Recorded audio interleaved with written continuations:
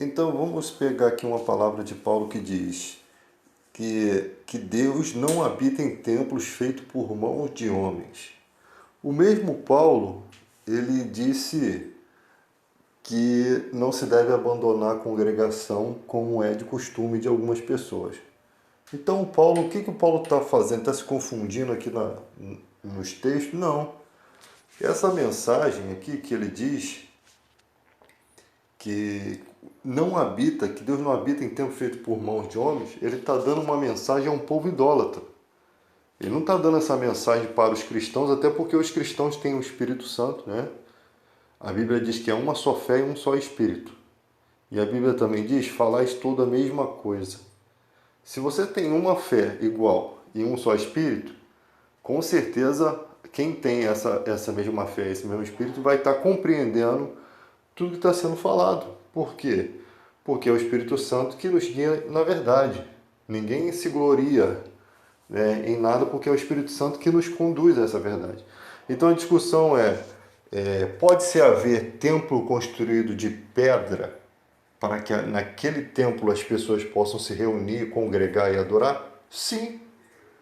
Deus nunca habitou em templos feitos por mãos humanas, né? Mas a presença dele não estava lá dentro do templo, no Antigo Testamento, não estava lá, né? Mas não quer dizer que Deus habitava ali. A presença de Deus estava ali. Jesus fala, quando se reunir em meu nome ali estarei, onde se reunirem, né? Então aqui essa mensagem é para um povo que criava altares, inclusive um desses altares ao Deus desconhecido, que foi o nosso verdadeiro Deus que salvou eles da praga, né? Depois vocês veem a história aí, que eu já falei nas outras mensagens, não vou ficar repetindo, para não ficar muito chato. Então a questão toda é que muita gente nos dias de hoje está dizendo para as pessoas, não, você não precisa mais ir para a igreja, Deus está dentro de você. O que é congregar? Como que você vai conhecer os irmãos? Como que os pastores, os presbíteros, os diáconos, eles vão ter a profissão de fé? Porque às vezes as pessoas pensam que a gente está pregando isso porque a gente recebe dinheiro ou porque a gente quer viver nessa mamata. Não, eu sei que existe muita gente querendo viver nessa mamata. Eu sei que existe. Mas a questão não é essa. A questão é que onde que o presbítero vai exercer o seu presbitério, onde o diácono vai servir as mesas. Como você entende as cartas lá do Apocalipse das igrejas? Carta à igreja de Filadélfia, carta à igreja de Esmirna. Como vocês entendem? Que essas cartas iam para pessoas que estavam no meio da rua cultuando? Não. Era uma instituição organizada, onde havia pastores, haviam diáconos, haviam pessoas de respeito, né, que representavam a igreja, né, até para julgar certas questões espirituais, né, erros de pastores. Teria que ter uma congregação para estar sempre se reunindo, se conhecendo. Porque imagina, estoura uma guerra aí e você não sabe quem é cristão, quem não é cristão, sabe, se você não tem igreja, se você não tem irmãos, você não tem o que fazer, né? Você vai viver a sua vida sozinho. Então muita gente que poderia te ajudar não vai te ajudar e você que poderia ajudar outras pessoas não vai ajudar. Porque com certeza numa guerra você vai ter uma preocupação com os seus irmãos da igreja, né? São os seus irmãos de fé. Você vê aí a Covid, teve aí. Quer dizer que você não está preocupado com que aquele irmãozinho que congrega com você morreu, está doente, você não tem essa preocupação. A Bíblia chama para fazer oração. Imagina isso tudo no meio da rua. Isso tudo sem uma organização. Não se sabe quem é pastor, não se sabe quem é diácono, nem presbítero. Simplesmente se reúnem quando querem, né? Ou se reúnem toda vez, mas não há compromisso, não há nada. Isso é uma coisa bagunçada. É uma coisa bagunçada. E você vê que lá na época de Paulo, as pessoas se apresentavam, uns traziam a mensagem, outro trazia uma revelação. Então é todo mundo trabalhando em uma congregação. Você pode ver, né? É lógico que a igreja daquela época não era tão estruturada como hoje é possível que seja, né? Até porque os recursos ali eram pequenos, muita gente tinha sido expulso de casa, porque era do judaísmo, te expulsavam de casa, então ia sem nada, né? E a igreja tinha que acolher, os outros irmãos tinham que acolher, né? Igrejas de outra nação traziam ali os despojos, de outro lugar traziam as suas ofertas para ajudar. Então, quando usam esse texto, usam um texto mal aplicado, porque o mesmo cara que diz isso diz que não se deve abandonar a congregação. Aí a pessoa quer ir lá na Bíblia, aí tem gente que fala assim, mas quem era Paulo? Sabe, tipo, não faz ideia do que está falando. Outras dizem assim, isso daí foi escrito por homens. Você quer que a Bíblia seja escrita pelo próprio Deus? Da última vez que Deus escreveu, que foi os 10 mandamentos, Moisés quebrou, né? Homens santos falam da parte de Deus, o Espírito Santo está aí. Jesus chamou testemunhas e ele disse que haveriam outras ovelhas que não eram daquele aprisco. Então é preciso o povo, às vezes, sabe, o povo não estuda nem o básico da Bíblia e quer discutir questões com pastores, com presbíteros, pessoas que estão há anos na igreja. Sabe, é aquela pessoa que acha que sabe, o mundo está dessa forma. As pessoas acham que sabem. Quer saber alguma coisa? Pega um comentário bíblico, que é feito com PhD em pessoas, doutores de teologia. Se você quer saber português e matemática, você vai procurar quem? Professores. Da mesma coisa a Bíblia. Quer saber da Bíblia? Vai procurar os instrutores dela, os professores. Tudo na vida você tem que respeitar o quê? Os professores. Eu aprendi, né? O outro vai aprender também. Não, essas pessoas não, elas acham que o Google é o professor delas. E o Google tem tanta informação ruim, tem tanta informação contraditória, né? Então a pessoa pega um pequeno texto aqui da Bíblia e quer confrontar, quer fazer uma arruaça. E tem muita gente aí que quer ganhar prestígio na internet com isso, achando que está trazendo uma nova revelação. Gente, entendi uma coisa. A pessoa abriu a Bíblia 2, 3 vezes, ou mal leu a Bíblia e já se acha doutor das Escrituras, né? Isso tudo é para ganhar prestígio na internet, cara. Isso tudo é para ganhar visibilidade. Esse negócio das pessoas falarem que a igreja de pedra, Deus não habita, isso tudo já é de se esperar pelo que já está escrito, que os homens seriam egoístas, amantes de si mesmo. Então, com certeza, toda rebeldia, tudo que se rebela contra a obra de Deus é a natureza adâmica ainda, a natureza dos seus ancestrais, ainda não recebeu o Espírito Santo, ainda não... Como é que alguns conseguem entender o que eu falo e outros não? É porque alguns estão com a natureza adâmica ainda, não conseguem compreender as coisas espirituais. Então ela pega um trecho, como lhe convém, ela simplesmente achando que tem algum entendimento, mas na verdade não tem entendimento nenhum. Um dia pode ter, né? Porque o entendimento está aberto aí para se estudar, mas não respeita os princípios do Evangelho, não respeita.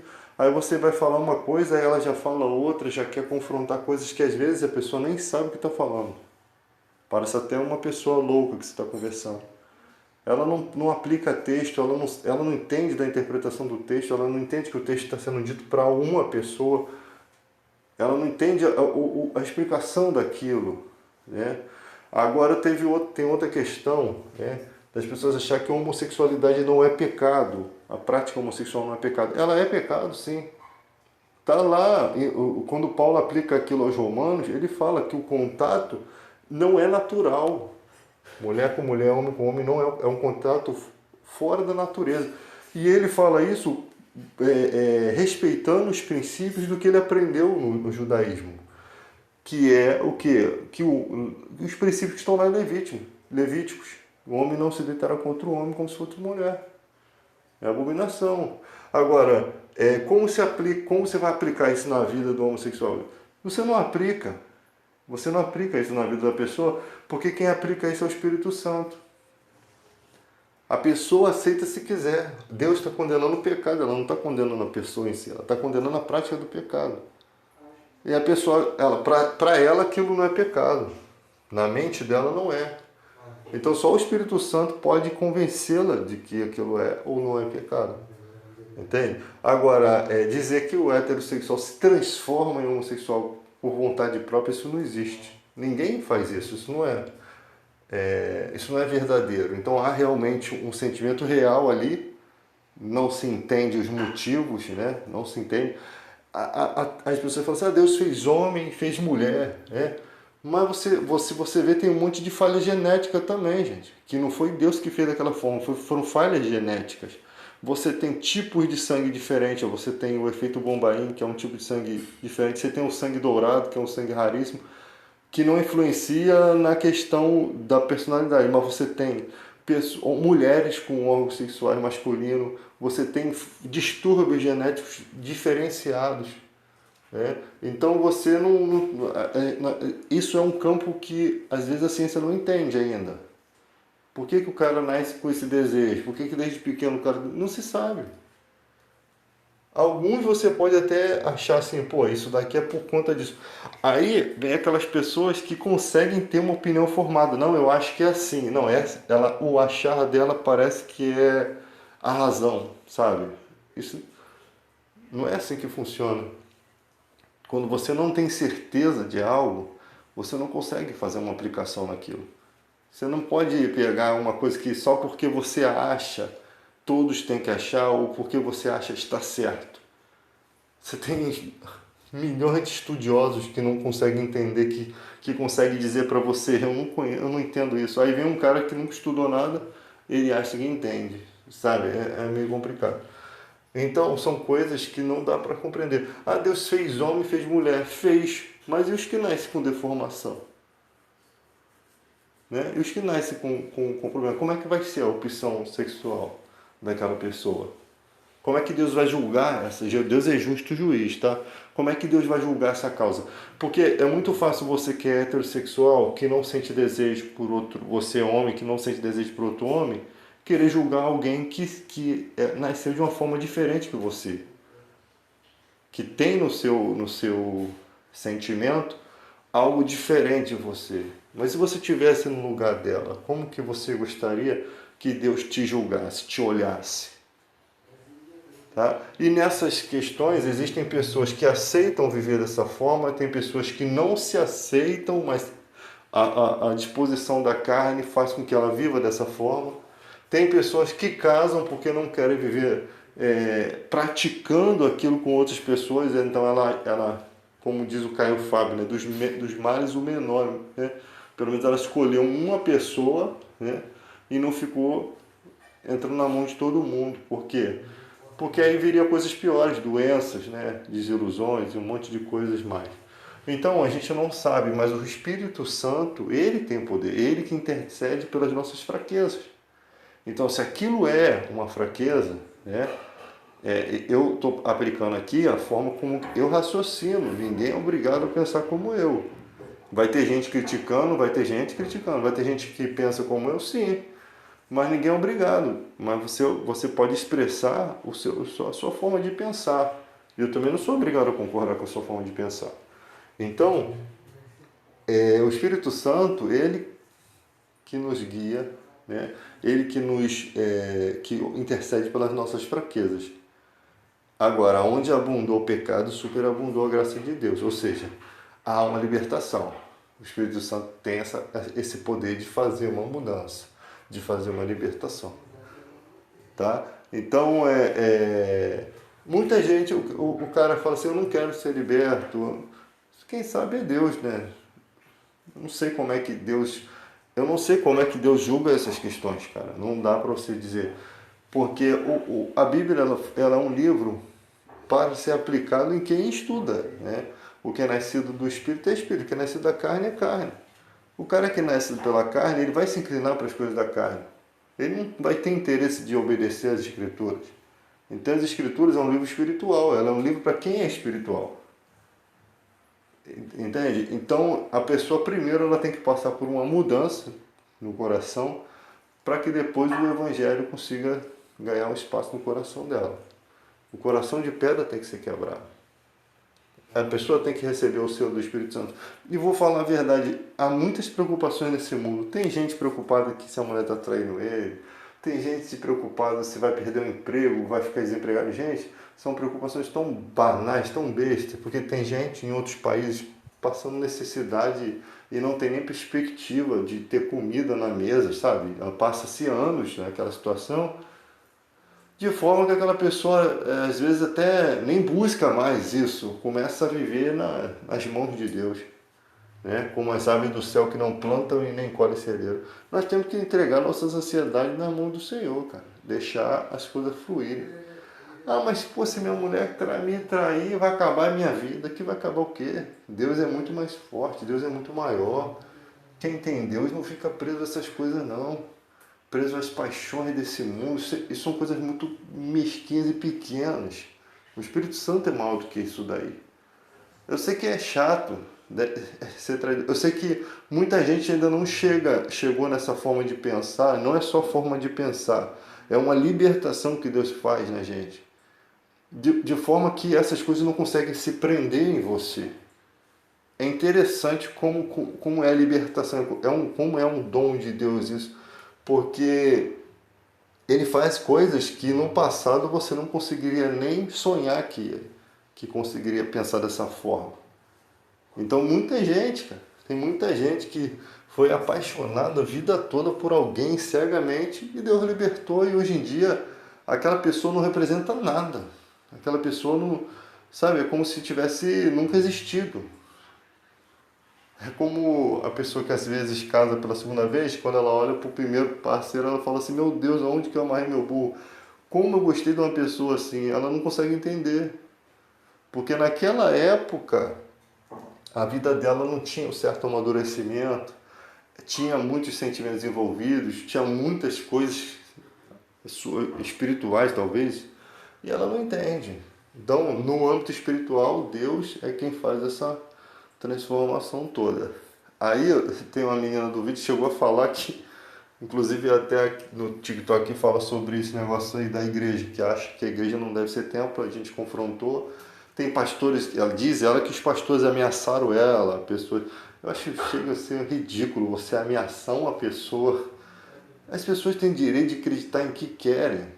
As pessoas têm direito de se expressar da forma que querem. Aceita quem quer. Tá? O evangelho não é para a gente ficar brigando. Vai ser pregado e aceita quem quer. Né? Não é uma obrigação. Jesus mesmo disse, aquele que quer vir após mim, negue-se a si mesmo. Pegue sua cruz e me siga. Em um determinado momento, Jesus falou, vocês querem ir embora com eles? Falou para os 12 discípulos. Para onde iremos, Senhor? Só Tu tens as palavras de vida eterna. Ou seja, a libertação não está... as pessoas não estão presas nem ao Jesus homem, né? Não está presa. Estão presas na obediência a Deus. Estão presas no caminho. Elas aceitaram aquele caminho. E aquele caminho foi o que trouxe a iluminação a elas. E elas não conseguem mais decidir seguir outro caminho. Elas não conseguem mais tomar outra jornada. Por isso que Jesus falou isso. Não que Jesus não estivesse fazendo questão deles. Não. É para mostrar o tamanho da libertação do homem. Para mostrar a capacidade do Evangelho, de que já não depende mais de Jesus estar ali na terra para os discípulos continuarem seguindo ele, né? Já não dependia mais disso. Então, essa menina falou que os pastores perseguiram, tem que ter gente desse nível, né? E outra questão, ela falou umas coisas sobre o Covid, como se o Covid tivesse vindo exatamente para isso. Olha, você não tem como aplicar a situação do Covid-19 e aplicar em nada. Tipo assim, não tem revelação disso. Deus não revelou nada aí para ninguém, ou pelo menos nunca vi uma revelação firme nesse quesito, que o Covid foi uma permissão de Deus para alguma coisa. Agora, que atrapalhou o mundo e que existe alguma coisa aí que a gente não sabe, né? Eu só sei que nós vimos nesse período muito o egoísmo das pessoas. Eu não sabia que existiam tantas pessoas loucas, sabe? As pessoas no âmbito político, As pessoas, os brasileiros, eles são muito perdoadores com quem não merece tanto perdão, tá? Falando de políticos ladrões. O cara que rouba não merece mais a sua credibilidade, cara. Sabe? Não merece que você ser ouvido mais. Uma vez que o cara botou a mão no dinheiro público, é que ele não se importa mesmo com a população. E o povo brasileiro não vai aprender isso de um dia para o outro. Por quê? Porque tem gente em manifestações que não fazem ideia do que significa nada, mano. Tipo assim, ele não sabe o que está fazendo ali, ele está mais perdido que cego em meio de tiroteio.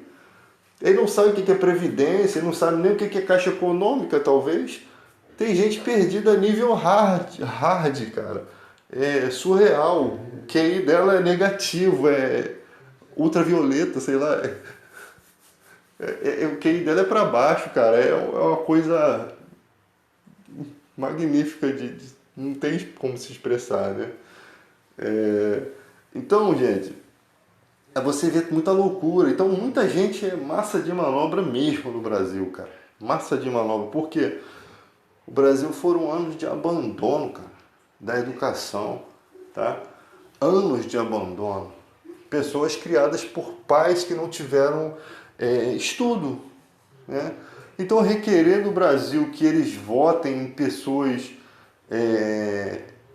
que são realmente fiéis é muito difícil, porque ainda mais com a era digital, as coisas são muito manipuladoras. Hoje em dia você faz um vídeo, você bota palavras na boca do cara, mano.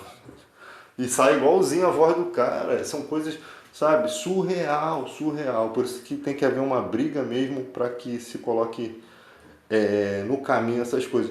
E pessoas acreditam em qualquer coisa. Eu sempre falo que as pessoas acreditam que o Dória comia pastel de feira sem vomitar. Mas é difícil. O cara que queria dar ração pro povo nordestino, eu nunca vou esquecer disso, porque a irmã dele tem é dona de uma indústria, né, de alimentos. Isso que falaram também, eu peguei assim essa história aí e depois vocês confirmam se é verdade. Mas a história da ração que ele queria dar pro povo nordestino é verdade, tá? Então, cara, eu, sinceramente, eu não confio. O cara pode fazer o que for, pode até estar se saindo bem na questão das vacinas e tal. Eu não confio.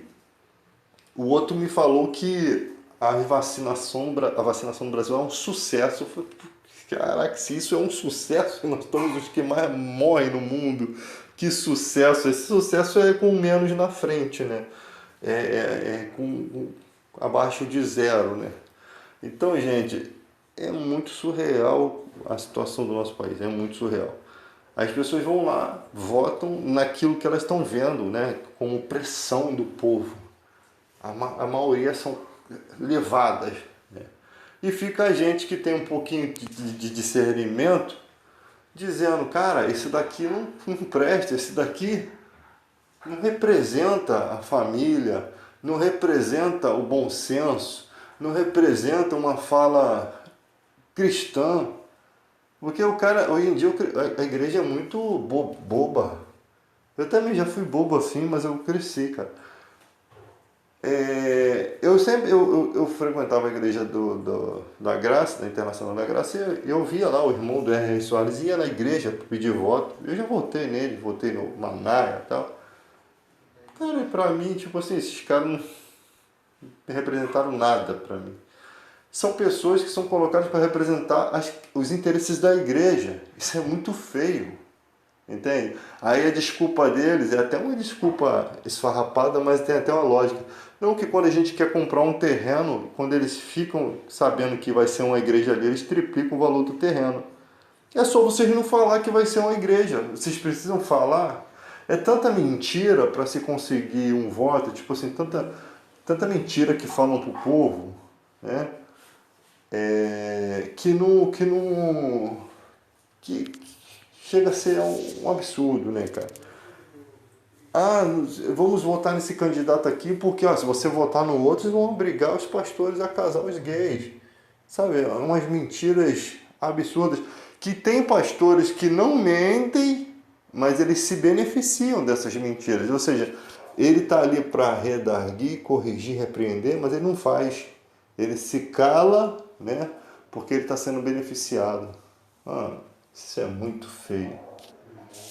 E tem pastores, cara, que puxa tanto o saco do político que eu fico desconfiado que o cara mora dentro da cueca desse político, porque é um absurdo puxar saquismo. Ou você está devendo alguma coisa a esses caras, os caras têm alguma coisa a seu respeito aí em vídeo, para você puxar tanto o saco, porque chega a ser horrível, sabe? O Jô Soares é um cara pé no chão, eu gostava muito das matérias do Jô Soares.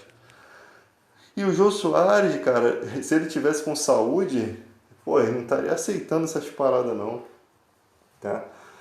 E você não tem muitas pessoas que representem o Brasil. Geralmente os representantes do Brasil, eles estão por trás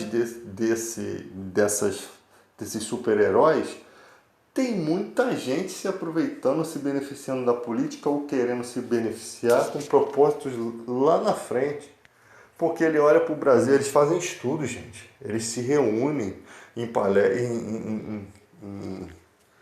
lugares para conversar sobre o que é que toca o coração dos brasileiros, né? Então eles fazem vídeos exatamente com efeito, como é que eu sempre falo, causa e efeito. Eles fazem vídeos direcionados a ter essa atratividade. Não é nada natural, é tudo planejado.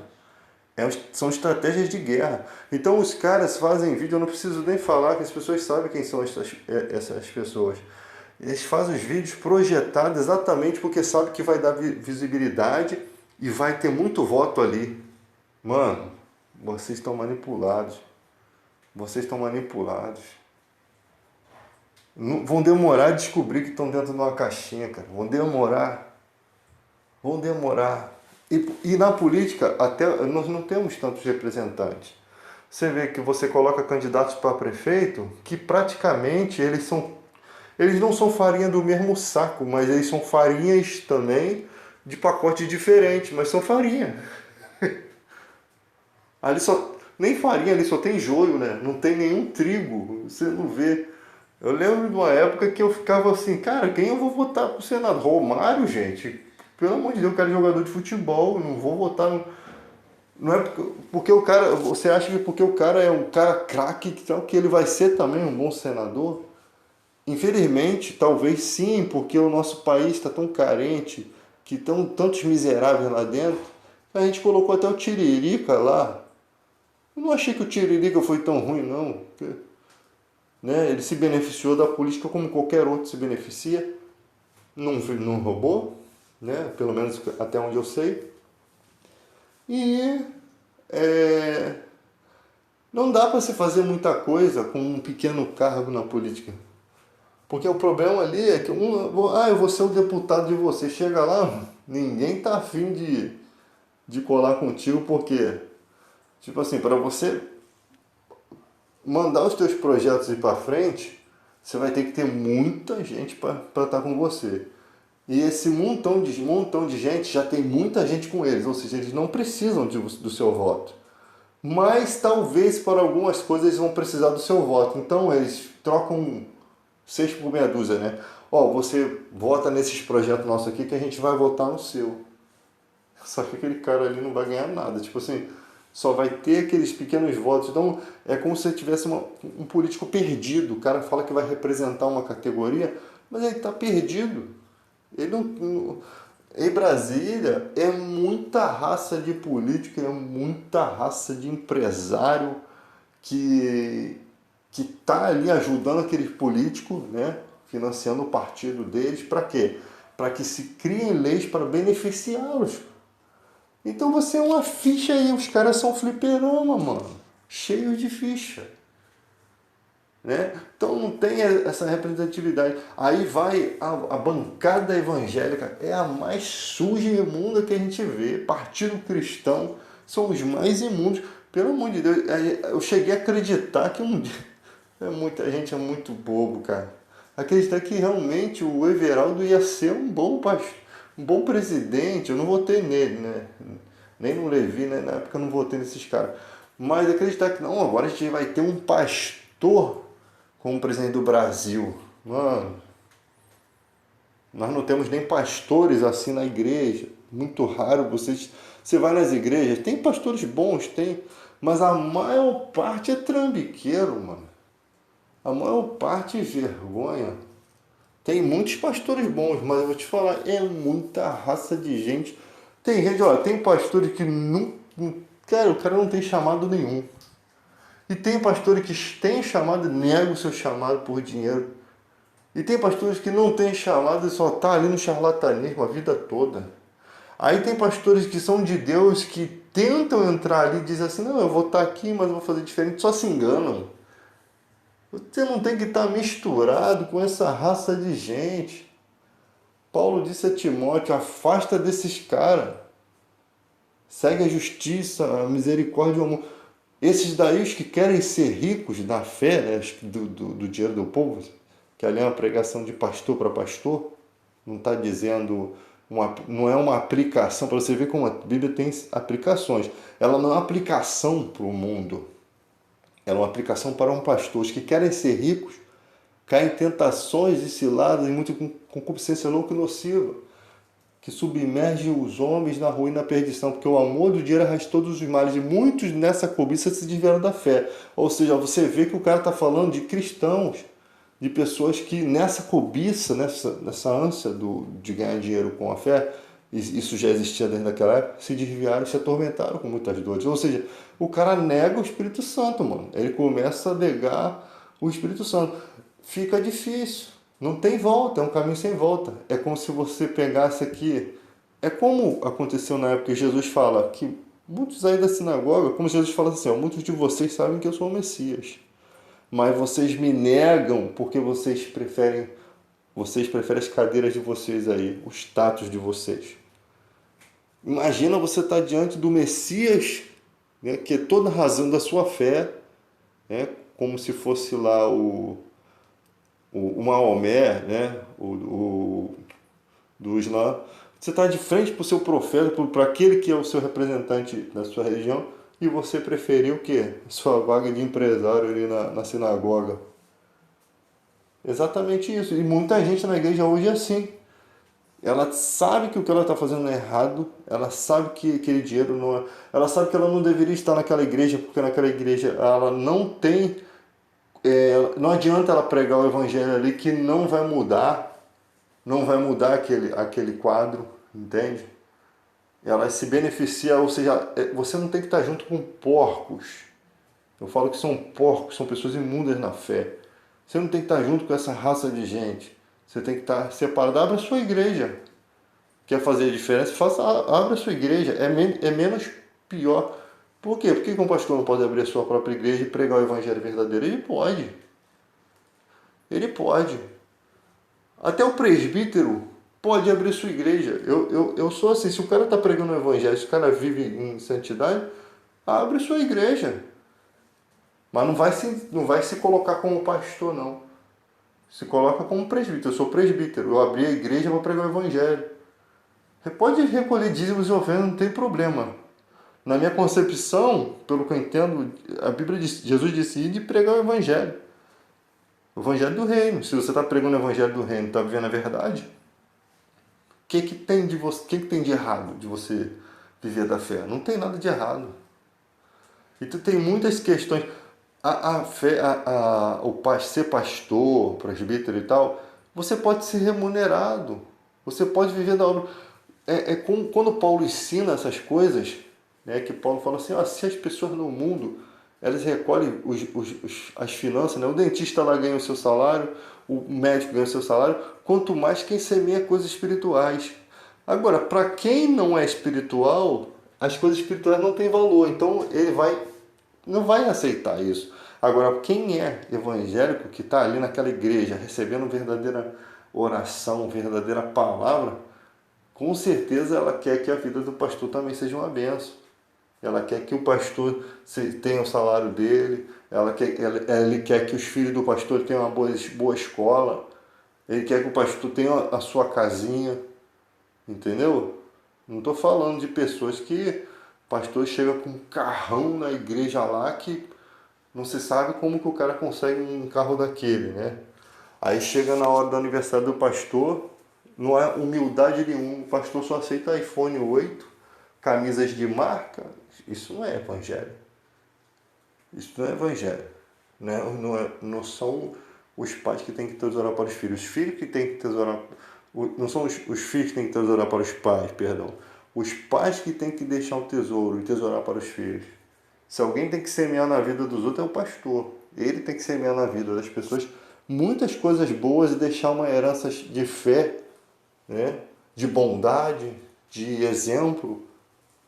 Não, hoje em dia é o contrário. Os filhos que estão ali sustentando o carrão do pastor, sabe? Tá errado isso. Tá errado. E não adianta você tentar mudar a mente desses caras porque está cauterizada. Isso está na Bíblia, em 1 Timóteo 6,9. Está cauterizada a mente deles. Não adianta. Eles, com a ideia de serem ricos, eles ficaram assim com a mente dessa forma. Eles acham que estão certos. Aí você vai ver o que ensinam na igreja. Tem um monte de cristão com processos na justiça, e eu sempre falei que isso ia dar ruim, por conta de mexer em coisa de macumba, né? Nas oferendas lá do candomblé, lá da outra religião, por ofensas, por homofobia. Tem um monte de gente com processos assim. Sabe por quê? Porque são mal ensinados, né? Hoje em dia as coisas também ficam tão absurdas que uma vez eu fui fazer uma brincadeira com um colega de outra religião e, rapaz, quase que eu fui processado também. Foi uma brincadeira, mano. Não foi nada assim intolerante, né? Porque tem gente... Foi até uma questão lá que o cara falou, ele botou lá, axé pra você. Eu falei, pô, já comprei meu Axe no Guanabara, né? Meu axé no Guanabara. Aí o cara não gostava da brincadeira e foi uma coisa terrível. A sorte que o cara era meu amigo e expliquei a situação. Pô, eu fiz uma brincadeira com vocês. Vocês fazem tantas brincadeiras com as questões dos pastores da igreja e eu nunca quis processar vocês e agora vocês querem me processar. Então, às vezes, é uma brincadeira, cara. As pessoas hoje em dia estão muito assim, sabe? Nessa motivação de... Você não pode falar mais nada que vira uma causa na justiça, né? Então a gente qualquer dia vai ter que parar de falar porque está trazendo muito problema, muita complicação. Então nessa questão tem muitos ensinos da Bíblia que não adianta o cara pegar um versículo aqui, outro aqui. Você tem que entender o que o texto está aplicando. E tem gente brigando contra essas coisas como se a igreja realmente fosse acabar, como se as pessoas parassem de ir para a igreja, como se...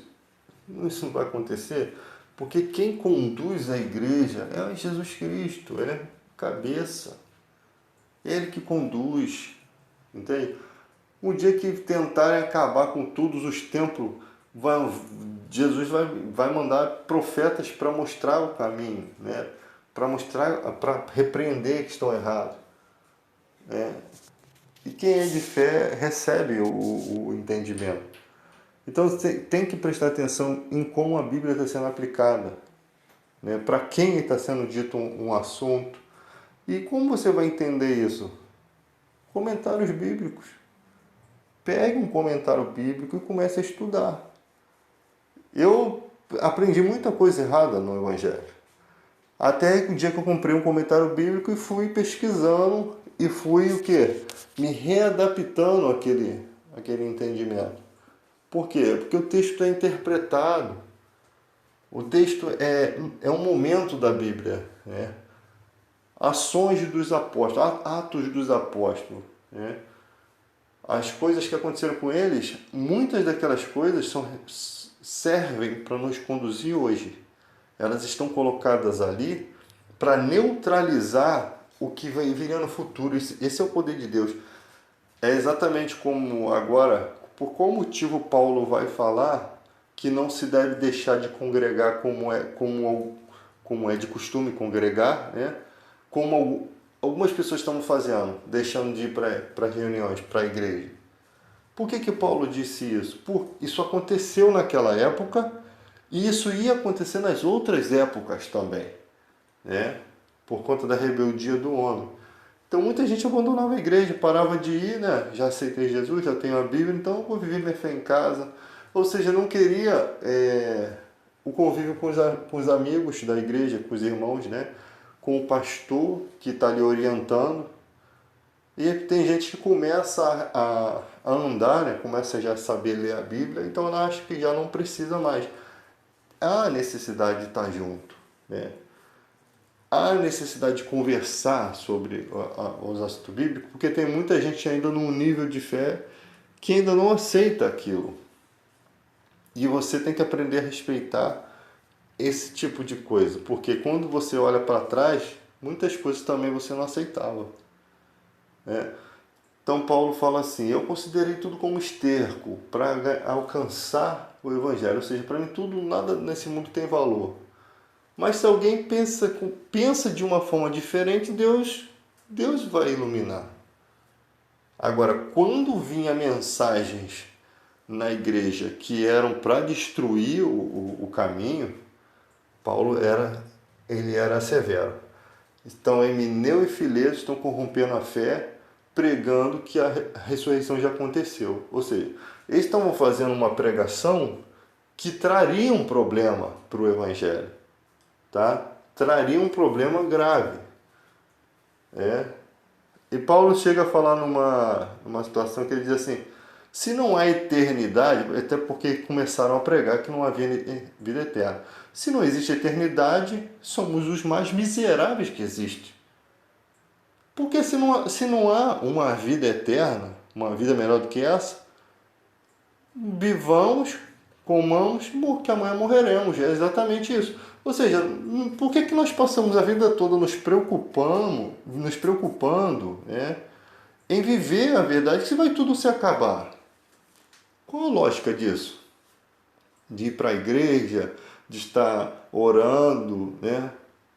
Não tem propósito. É como uma vida sem propósito. Para quê? Somos os mais miseráveis que existem, porque vivemos com um monte de preocupações. Essas preocupações, não vou dizer assim que está com medo de ir para o inferno, não. São preocupações com semelhantes, são coisas que estão dentro de nós, que movem a gente, né? Às vezes a gastar tempo ensinando, gastar tempo aqui, igual eu estou aqui fazendo vídeo, gastar tempo conversando com pessoas, tentando ajudar aquelas pessoas. Se não vai haver vida eterna, mano, pra que eu vou ficar perdendo minha vida? Ah, mas para ajudar, você ia fazer muito menos. Você ia... Eu vou morrer daqui a pouco, eu vou ter que viver hoje. Então, o tempo que eu estou perdendo aqui, eu vou ter que cuidar de viver. Eu não posso perder tempo com outras pessoas. Elas também vão morrer, vão acabar, eu também. Então, é isso que Paulo está falando. Se não há vida eterna, comamos, bebamos e amanhã morreremos. Vamos aproveitar hoje, né? Fazer o que tem para hoje, que não existe mais nada além disso. Às vezes, a minha mãe faleceu, né? Eu sinto muita falta dela. Isso até muda você quando alguém morre. E eu vinha pensando, e quando você começa a raciocinar na verdade bíblica, você é liberto até dessas tristezas. Por quê? Porque minha mãezinha vive. Se Jesus Cristo vive, ele disse, no mundo tereis aflições, tem de bom, eu venci o mundo. Então, se ele vive, minha mãezinha vive. E ela está viva. Eu não posso ficar aqui com a tristeza da cena de ter que reconhecer o corpo dela, né? Que são coisas terríveis que acontecem com você. Você vai lá, tem que reconhecer o corpo, você vê a sua mãe que te deu a vida, você sem vida ali. É uma coisa terrível, tá? É uma coisa horrível, porque aquela imagem não sai da sua cabeça.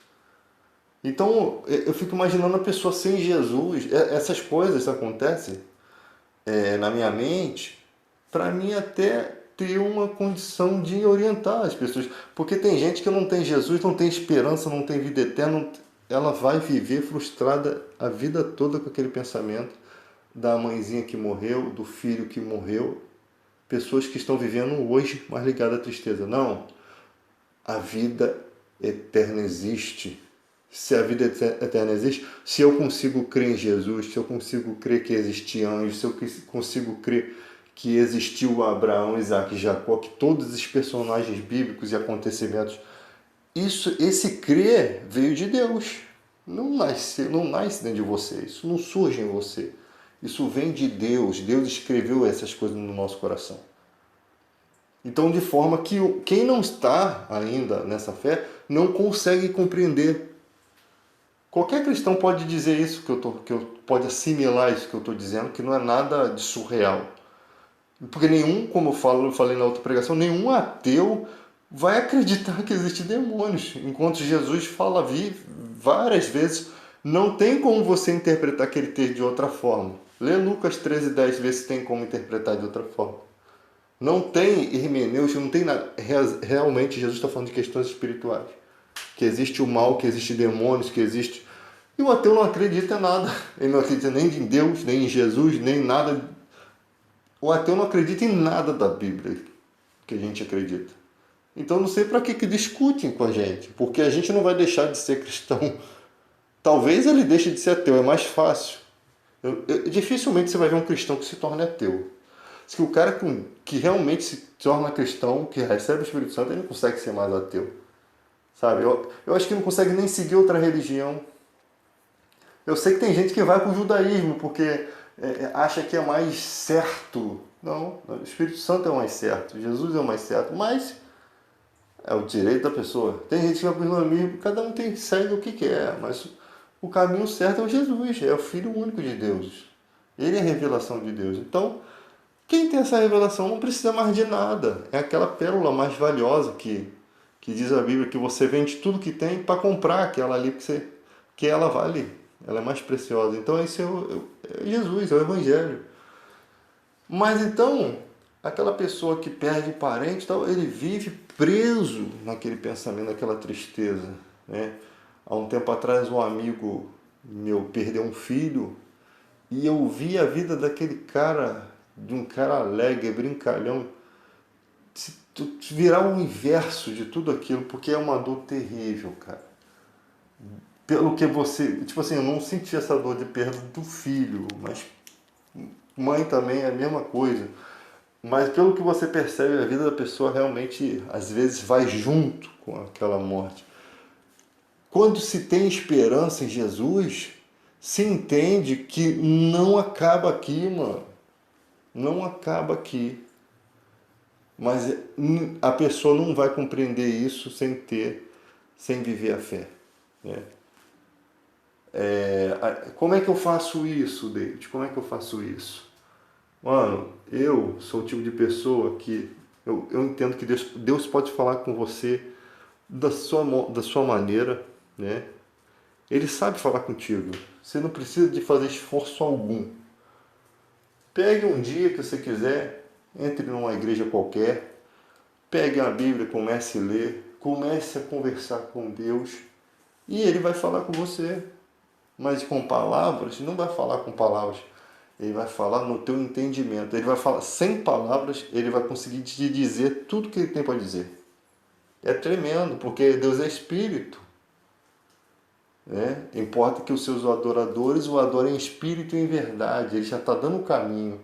Se ele é luz, você não pode viver nas trevas, porque nas trevas não se acha luz. Então você tem que ir para a luz. Nas trevas você só vai achar solidão, morte, tristeza, pecado, desejo desenfreado. É isso que se acha nas trevas.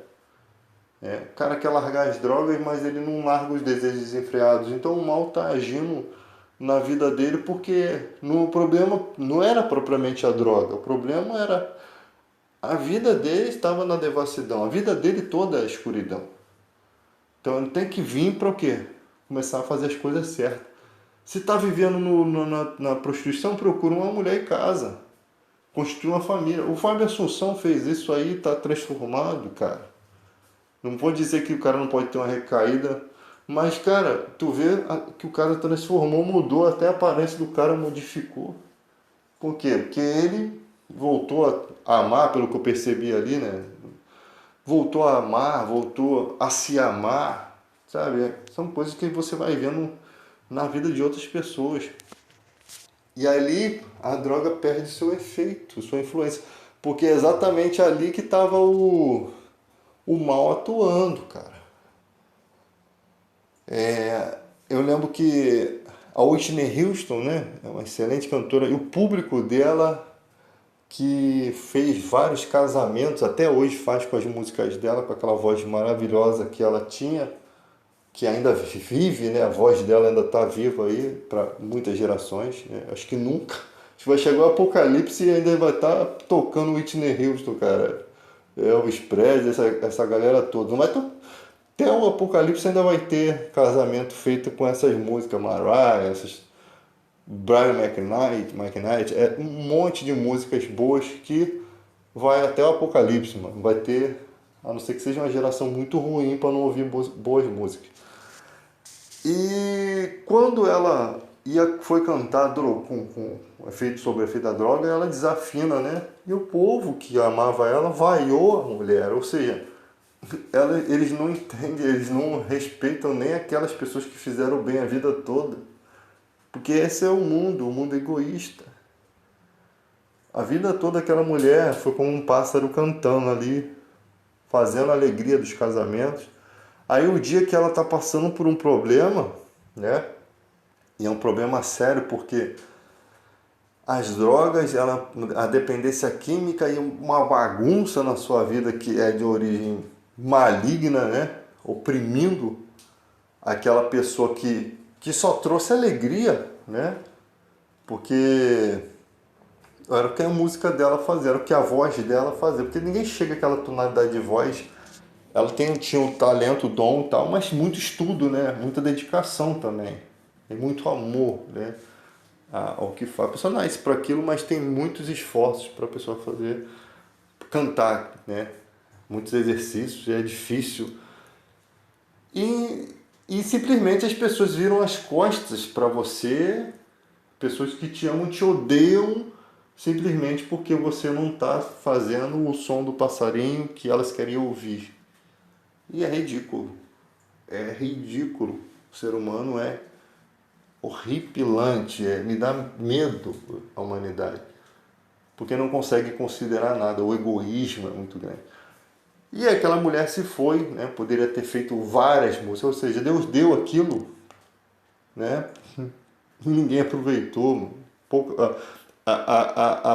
as pessoas, Deus deu aquela pessoa e as pessoas estavam nem aí.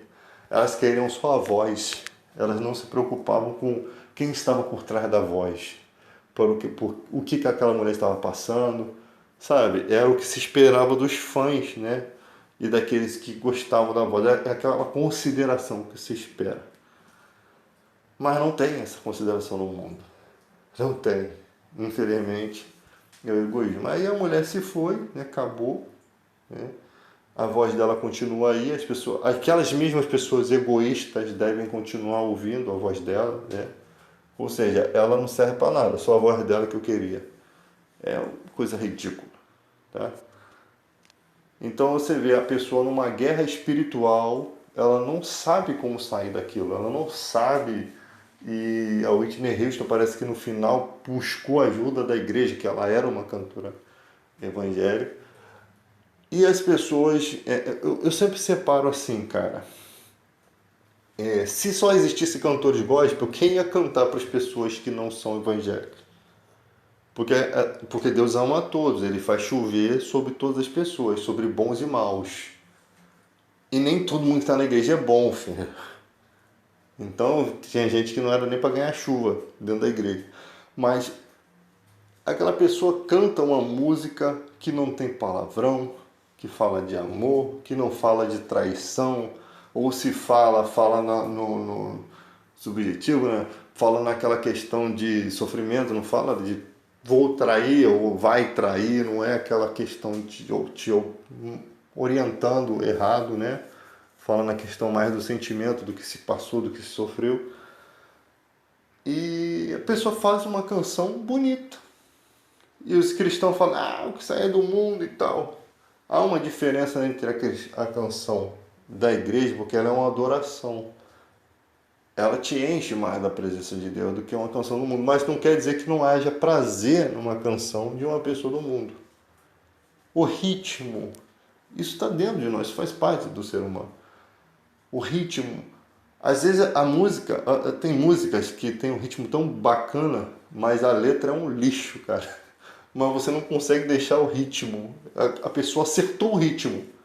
É como se tivesse um trem, mas o trilho do trem não existisse. Então o trem tá andando ali por meio de um monte de coisa, mas ele tá andando. É tipo isso aí. O cara acerta uma coisa, mas as outras não tem nada a ver com a situação. E quanto à questão do inglês, você mesmo não entende nada. Então, você canta o seu inglês da forma que você quer e tal, ninguém entende nada do que você tá falando, do que daquela pessoa está falando. Mas você sente a emoção da música. Você sente que aquilo é uma coisa bacana. O ritmo, né? Nós estamos muito ligados a isso, ao som, à vibração. E aí fica aquela briga, né? Os cristãos, eles só querem ouvir gospel, tá? Tem uma época que parece que você é tomado pelo gospel, você só quer ouvir gospel. Mas até o gospel tem que ser selecionado, porque as questões de gosto. Tem muita música da igreja que eu não suporto ouvir, mano. Tem música que eu não gosto. Simplesmente não vejo nada. Não tem. E às vezes são músicas de famosos, músicas que tocam na rádio direto, chega enche o saco. Mas eu não gosto. Não sou obrigado a gostar. Né? Cada um tem seu gosto. E tem uma ranca de música do mundo que eu me amarro, cara. Tem. Isso não faz de você um cristão pior. Não faz de você um cristão melhor ou pior. Não é isso que vai mostrar que você é ruim ou bom, né? Mas tem gente que já se acha bom, porque não, eu só ouço louvor, eu só ouço louvor, eu só canto louvor, né? E se acham melhores, deixam de se achando enquanto você vive sua vida. Mas, terminando aqui essa mensagem, já está estendido, já estou até com sono. Ficamos por aqui.